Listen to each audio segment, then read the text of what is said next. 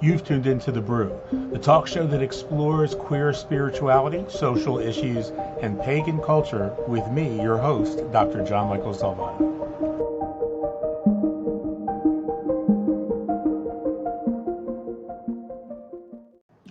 Hey, good afternoon, everybody. This is Dr. John Michael Salvato, and we appreciate your patience with us as we start a new venture with a new platform here at the Brew. This is your weekly pagan, LGBTQ, pagan, Wiccan, witchcraft, magical persons, the entire gamut of persons practicing occult and metaphysical sciences and arts. And it's a talk show where we want to hear from you. So as I said, today we're trying a new platform. So anything could possibly happen. And I'm actually learning the platform live. I've been playing with it for the past couple of days. But by next week's show, I promise you that things will go a little bit smoother. So let me go back to the screen with all three of our guests on today. On a normal day, we would be interviewing one or two people. These are 30-minute segments, but today there's a topic that a number of us felt like we wanted to share where we're coming from, and I wanted perspectives from folks who've been practitioners for 20 plus years, all the way down to folks who've been practicing for less than that, including our audience and the folks that might be watching. So I actually am not sure. Let me see. Let me go to comments here. Perfect. Yes, we're here, Julie. Hopefully you can hear you can hear us. Excellent. So now we know that feature works. We'll find these out one at a time. But I'm going to go ahead and we'll start from the top just to my, let's see, I got to remember to do it backwards. Just next to me here. Marshall, go ahead and introduce yourself, and then we'll drop down to Richard and just tell us a little bit about your background, tell us your name, the style or sect of magic that you practice, and where you're from. My name is Marshall McCall. I'm from Gastonia, North Carolina. I am currently with group Misfit Sanctuary out of Stanley, North Carolina. I consider myself to be eclectic by nature with Strager roots. Excellent. And I've been practicing for about 22 years. Awesome. Richard, take it away. Still trying to figure out how to make... Oh, there we go. Not hearing you. Oh, yeah. You're breaking up a little. Still can't hear you. Shoot. Let me see what happens if I turn your mic off and on for a minute. How about now? Now you're breaking up. We're not hearing you at all. All right. I'm sorry. We'll try. We'll see if we can get that worked on. And meanwhile, Azazel, tell us about yourself and your tradition. And if you can move your camera up just a little bit so we can see more of you. There we go. Here we go. My name is Azazel. I'm from Ottawa, Ontario in Canada. And I practice kind of a loose form of Kemetic Wicca and paganism. And I've been at this, I guess, for the better part of 2 years, going on 3 now. Right on. All right. I'm thinking I'm hearing you, Richard. Go ahead. Yeah, it's still breaking up. Let me try this. Let me try, and for our viewers, thanks for your patience. I'm going to mute everybody else. And then in 1 second, go ahead and try again, Richard.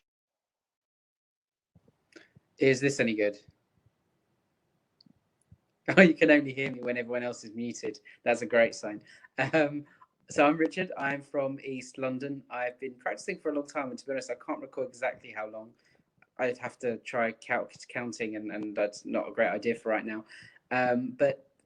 Yeah, I practice magic. I'm very into witchcraft. I'm not particularly assigned to a specific tradition within that. I'm much more about the sort of raw materials of it all, I guess. And that involves a degree of visionary magic, ritual magic, herbalism, various things.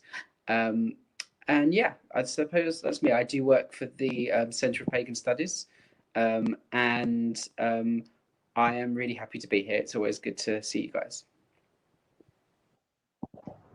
Okay, that is a little daunting to have to turn the mic off and on. So that tells me we need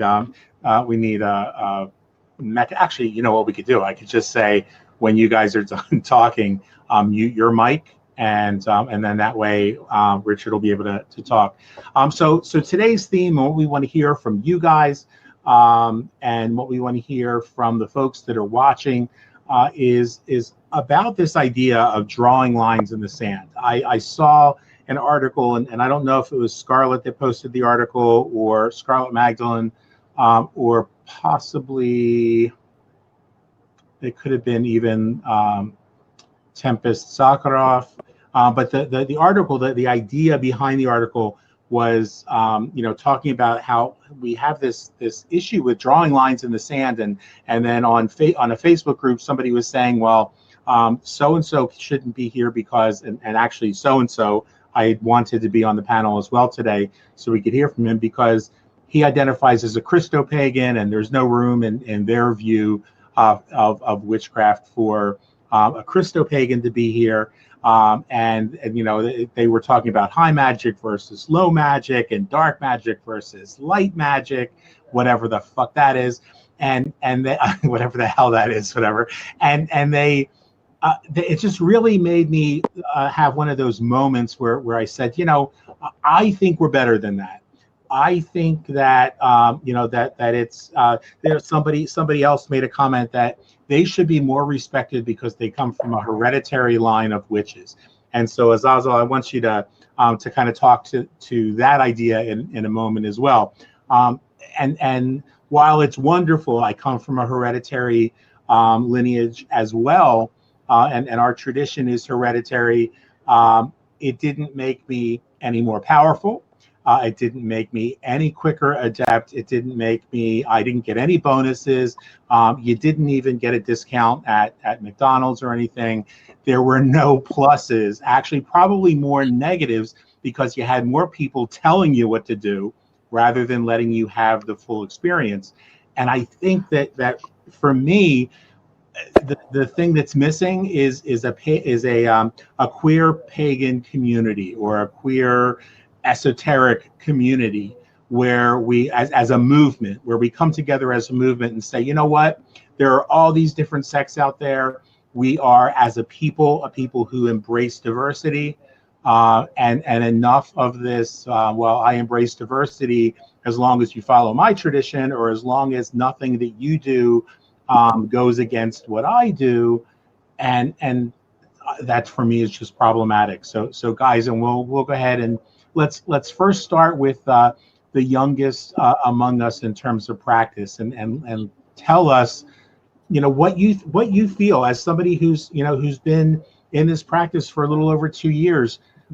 How's your experience been in terms of people accepting? I mean, I don't think very many people that are in the groups even know what Kemetic or Kemeticism is, let alone the tradition that you follow and the tradition that you're being initiated into. Sure. So I guess my religious background is Seventh-day Adventist Protestant Christian, and I left that faith when I was pretty young, after I came out at 13, and I had kind of dabbled in other, dabbled maybe not the right word, but I had investigated other spiritual paths, and mostly Buddhism for the longest time, and a little bit of Hinduism for a bit. But I kind of at one point decided that I wanted to investigate the roots of Christianity, and going back further and further, that led me into different paths. But more and more, it led me back to Egypt, and the ancient name for Egypt is Kemet, and so Kemeticism, which is kind of the modern version, or the modern interpretation of, or the modern form of ancient Egyptian religion and theology, is called Kemeticism. And and also because I'm kind of new to witchcraft as a religion and as a practice, and also because my in-laws are practicing witches and they're hereditary, I decided that I would try and investigate one of the more open traditions, Wicca, and adopt that as part of my path. So I found that there's a very small community of people who are both Kemetic and Wiccan, and they also go by the name Kemetic Wiccans, or Tamarin Wiccans, which is supposed to Tamarin means of the earth or of the soil, I believe.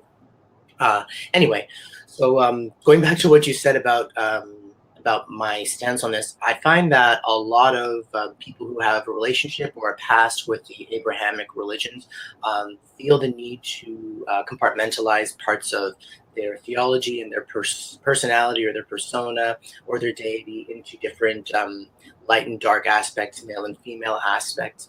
It makes it easier for them to and more palatable so that they can work with that. But it also always puts them in a position where they are always against something, which is why things like the devil and hell are so important for that theology to work, because there has to be a negative motivating factor for you to want to participate or pay homage to the deity.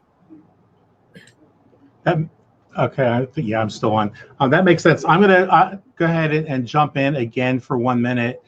We've got someone here, Karen. Welcome to the show, Karen. And Karen felt compelled to share, my higher power is God, to each his own. And I think that's interesting. I'm really glad that we're going to have an opportunity to address this, because let's first understand that there is no being in the universe whose name is God. And there is no religion that gets the exclusive on that name. So I'm delighted for you that you have a higher power. This is a show about paganism. So in paganism, there is both the spiritual tradition or the philosophy and practice of witchcraft, the metaphysical practice, and then there is, for some of us, myself not included, there is the religion of Wicca or of the Dianic cults or stregoneria, stregaria, any of these 20th century sort of interpretations of that, including Christopaganism, including the Kemeticism, including some of the Scottish and Gaelic traditions where they have sort of almost what you might call house churches, and of course the Norse pagans who had that sort of house. I use the word church loosely, but house churches, and I'm specifically saving Richard as one of our scholars in the matter to talk about that. But I want to be really clear for those who are watching this show. When I see something that says my higher power is God, to each his own, right off the bat, that's an intolerant, xenophobic statement, because you're saying, well, my higher power is God, sort of indicating that in your delusion you have the one true God, that imaginary being or demiurge that some people call by Yahweh or Jehovah or whatever. We're not here to separate anyone from their fantasy, but we are not going to ever allow the kind of intolerance, xenophobia, and especially the bullshit from the Abrahamic religions and their superiority complex. So let's get really clear. This show does not embrace that. So the opinions and comments of our viewers aren't necessarily particularly those of the panel. So having said that, Marshall, let's have you go ahead and weigh in on the topic. I think we just saw a perfect illustration of the kind of nonsense that goes on in social media that draws these lines in the sand, because that was a line drawing comment, at least in my interpretation. It was. I have a saying that I've been going by for a while, and it's basically, what others say about you is none of your business. Saying that when people say that I'm a devil worshiper, I know that it's intolerance and it's ignorance, because they don't really know what they're talking about. The devil is a Christian God, if you would say. But still, people need to understand that there are many paths to whatever higher power you believe in, whether it's all connected or it's interwoven. That's up to the individual. Drawing the line in the sand, so to speak, is really not what religion is about. There's not really any religions that I know of. I may be incorrect by saying this, but there's not any religions that I know of that are based on hate.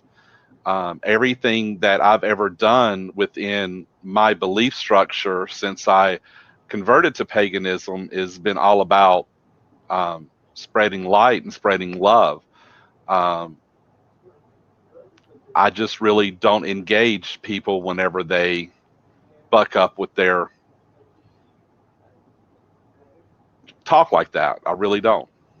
I think too that it's really something that attracted and helped me connect with you. That the tradition that you're part of is called the Misfits, and I would say that for those who are watching, I want to be perfectly clear.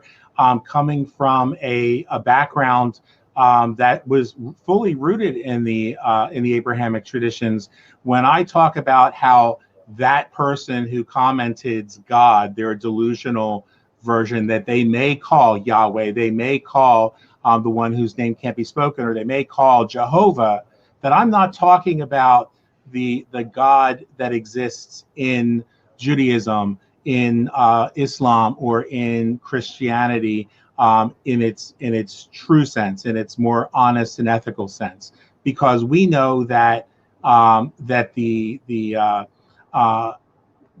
essence of that message in Christianity is charity, compassion, and love, and that the teaching says that God is love, not that one of God's qualities is love, or that God's expression is love, that it is love. And I say it because I don't believe that essence can have a name, and its name certainly isn't God.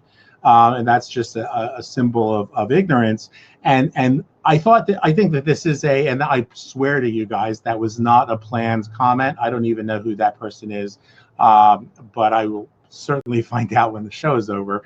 I want to hear now from, I want to make sure everybody else is muted. I want to hear now from Richard, because Richard, you and I have both, you more so than me, but come from the Abrahamic traditions in terms of the connection to Judaism, and for me, an esoteric form of Judaism, but where we understand the sort of the more mystical aspects of that tradition as it relates and is a magical tradition, just as the interpretations in the purer sense, the more Aramaic readings of some of the Christian codex is also magical and esoteric, but certainly within the Abrahamic section of some of Islam, and certainly I think most of Judaism is deeply esoteric, is deeply embracing of diversity and experiencing having your own experience of the divine, as well as your own expression of that. Go ahead, and I'm going to mute my mic and then unmute you and take it away, because I know the wisdom you're going to pour out is really going to be relevant to apparently the direction this show is meant to have today. No pressure there then. So basically, I would say that perhaps you might say that Christianity is often about people trying to find ways to love God. Islam is about ways of submitting to God, and Judaism is having an argument with God. And this runs through the whole thing. But ultimately, what you were saying before as well about people talking about high magic, low magic, white magic, black magic, all that kind of stuff. In essence, that's just vocabulary that people actually need to work on rather than argue over, because what someone means by religion isn't necessarily what someone else means by religion. And you do have to approach language far more philosophically. But in terms of what you were saying about Christianity, Islam, Judaism, of course, like I think it was Clive Barker, who's a famous horror writer. He said that magic is the first and last religion of the world. Again, depends what you mean by religion, but what I see in that comment is when you look at all these faiths, so if we look at the Abrahamic faiths, Judaism, if you studied the Bible of the Old Testament, the Hebrew of the Old Testament, the Hebrew Bible, you will find it's essentially a book of magic. If you look at Christianity, there's so much magic in the New Testament, a lot of visionary magic, a lot of strange magic going on. And in Islam, particularly when you look at traditions like Sufism, it's a majorly mystical tradition. I did read, a friend of mine had these books called, it was written by some people called, I'm going to forget the name, it was Brethren. I'll have to write it down because I can't remember, so I'll send it on here. But essentially, these were people, Muslim Sufist in Basra, who recorded magic, religion, and various information from all over the world. And we have things like Pythagoras mostly because of them, because they translated it to Arabic. And they're so, they kept that going, including the magic. They may have said, we don't believe in this, but, and carried it on. And of course, what we see from 13th, 14th century Spain with the where a lot of Kabbalah that people know of comes from, was a link between Christianity, Islam, and Judaism. So essentially, these are all traditions that have their own magic, and of course, they have their own bullshit, like everything does. And what we've seen over time is the institutionalized issues of the bullshit that a lot of people don't like, which is why these. This Facebook group you mentioned probably had an issue with someone who considers themselves Christo-pagan, but at the end of the day, there were always people who embraced this new faith and didn't lose the old ways. It's all a matter of divine vocabulary, that you find a language that kind of works. I think it's a bit much to get wrapped up in this vocabulary when you can actually embrace it, get a lot from it, and see the common patterns. And you only get there if you stop and listen and stop harassing people for how they have processed the vocabulary so far.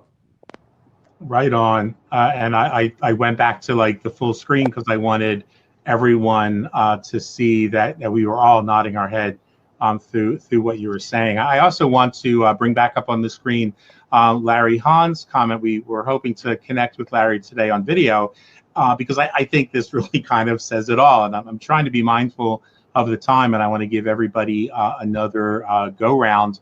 It seems like we kind of got a little off topic, but Larry just kind of brought it back into focus, and maybe we weren't really off topic. He says, can we watch our own cauldron and leave the I'm better than you bullshit out of it? And that really is what it comes down to. I can't comprehend the mindset of somebody who, if your tradition looks down upon anyone, if your tradition attempts to dethrone anyone, then as one of the charter members of the Charter for Compassion, that I'm here to tell you that your tradition is then illegitimate, because spirituality should never dethrone anyone. And it should never, in order for you to experience and express who you are, you shouldn't have to put anyone else down. So I can't conceive of why somebody would need to be spending good time that they could be talking to their higher power, or doing whatever it is they do with it and engaging in that relationship, to specifically jump on a broadcast that says we are a queer pagan broadcast, in order just to reap sow seeds of dissent, and to sort of stir the pot a little bit. Mind your own cauldron, mind your own business, build that relationship with whatever the divine is or means or looks like or doesn't look like to you. And if that's a religious path, fantastic. If it's a spiritual path only, a sort of a philosophy, fantastic. If it's both, awesome. Whatever it is, and whomever it is, that's fine. But I just can't conceive of not being able to be present in the moment when I'm in the presence of my more Christian friends. We adjust our language so that we're speaking the same language, because that's what community does. That's what tribe does. I have a lot of friends that are ministers in MCC and ministers in Unity, And so I adjust my language there. When I lived in South Florida, I had a couple friends who are rabbis with the JCC down there, and so we would adjust our vocabularies, not because we felt that the other wouldn't understand, but because compassion compels us to want to kind of be on the same page, speak the same language. You know, we wouldn't go to Spain and try speaking German there because the number of people who would understand us would be fewer.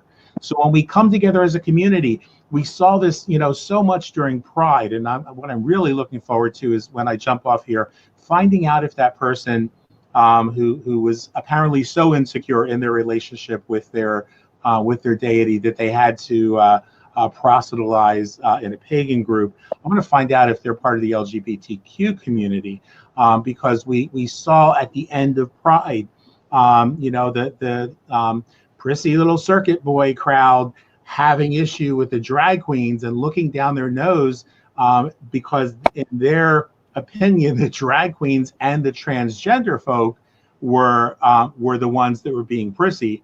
And from my perspective, watching it from a distance, and having been part of both of those cultures, the prissiness was on parade, but not by the trans folk or drag queens.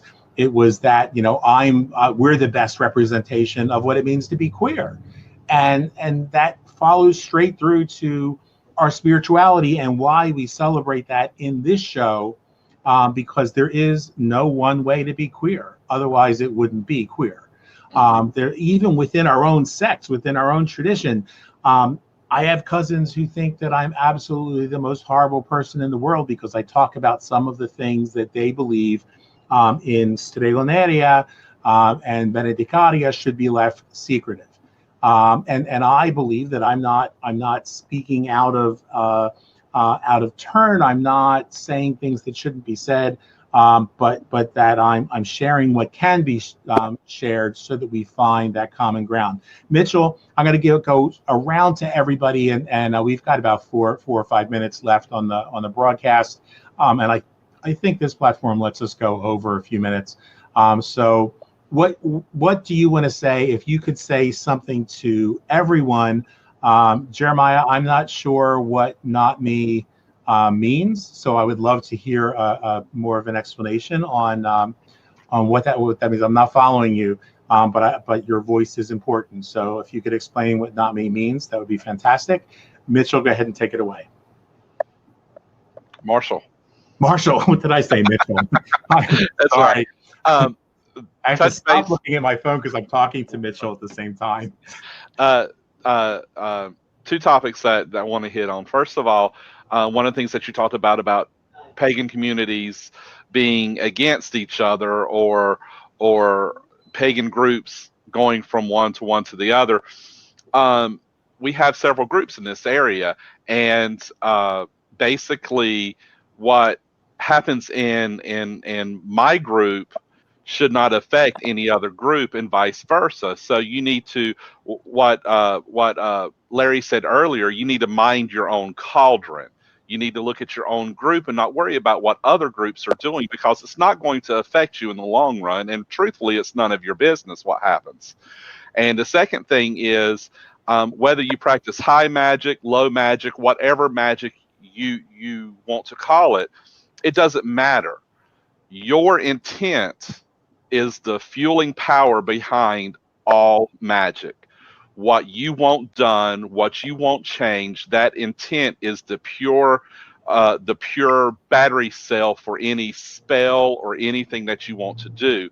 And whether you use a red candle on a waning moon under calling on this goddess and doing this dance, whatever, or whether you just walk in your backyard and point your finger and say, I want this done. It's your intent that fuels that fire. It doesn't matter what you use. It doesn't matter what book you read it from that says you have to do A, B, C, D, E to get your answer.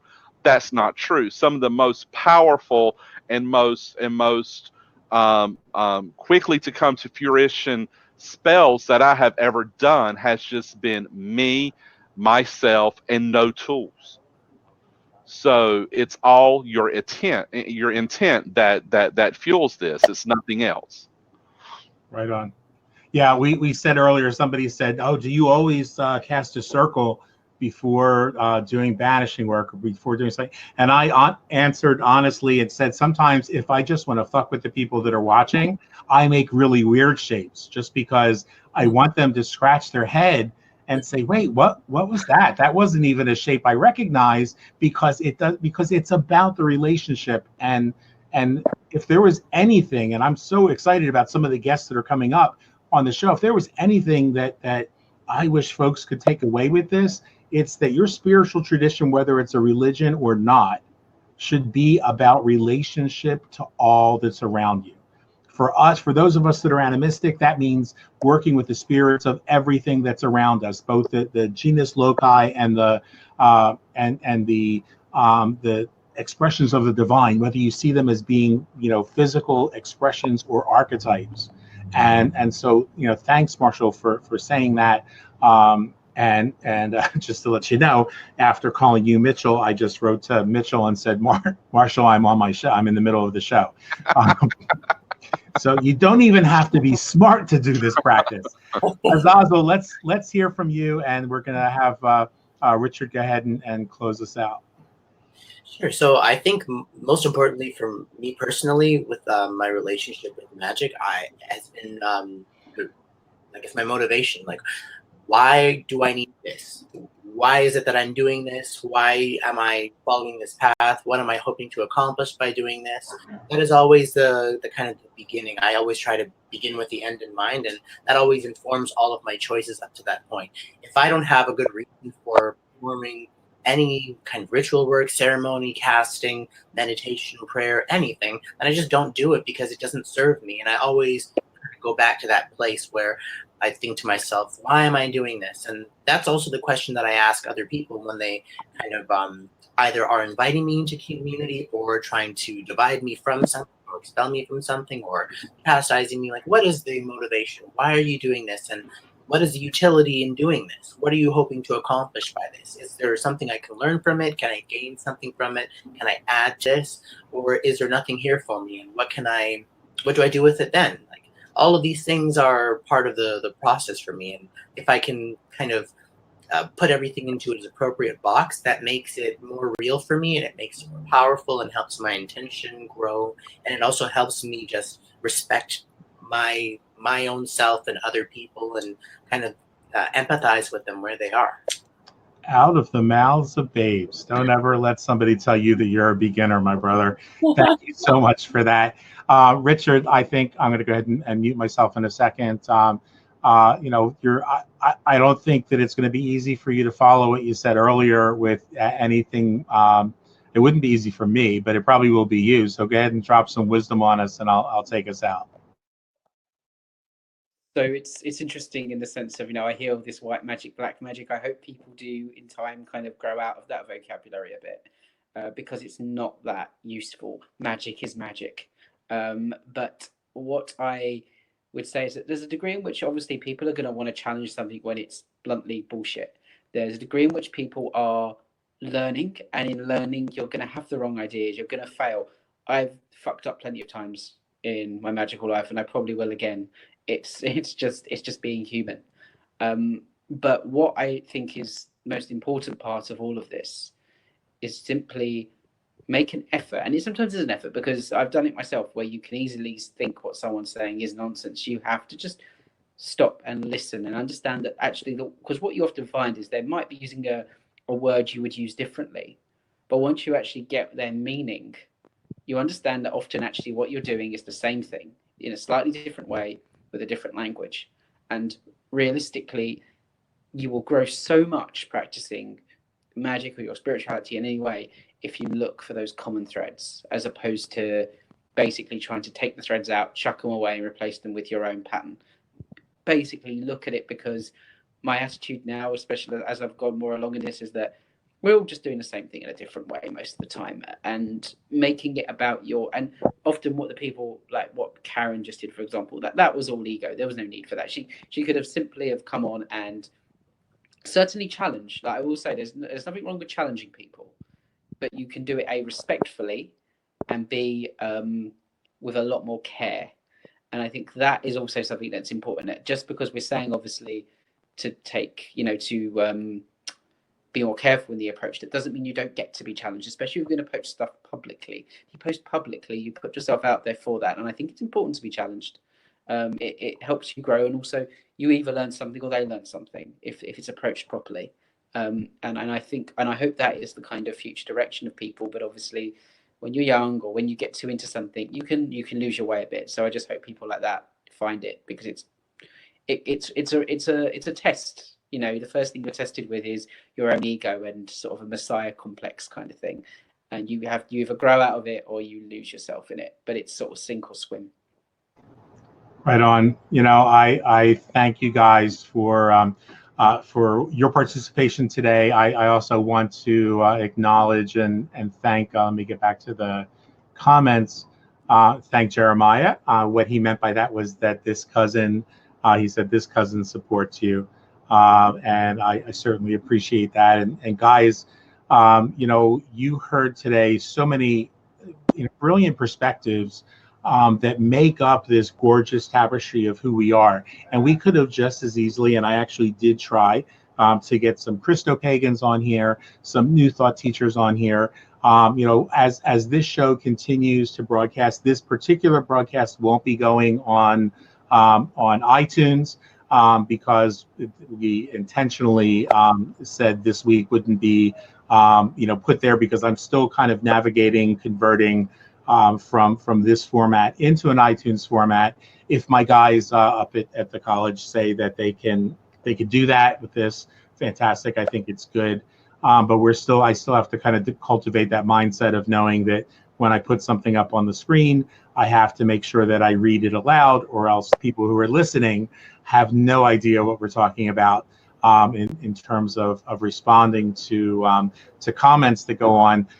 But what I want to say as we sort of leave everybody with this, and I apologize that we've gone a few minutes, 6 or 7 minutes over, is I want to encourage you, whatever it is, whatever your spiritual tradition is, and even if you, as Richard so wisely said, even if you challenge the idea that witchcraft is valid, and if you happen to be one of those people, then on my timeline there's an article by my brother Matt Oren, which I think everyone needs to read, and it's an article that says, what if this isn't real? What if witchcraft turns out not to be real?